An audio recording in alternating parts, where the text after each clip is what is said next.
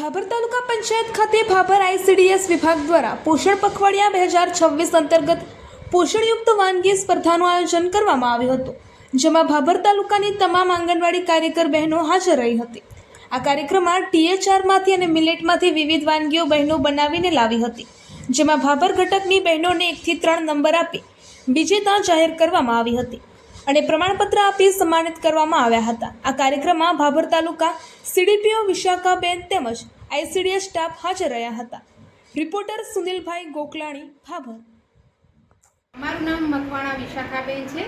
ICDS ઘટક ભાભરમાં CDPO તરીકે ફરજ બજાવું છું।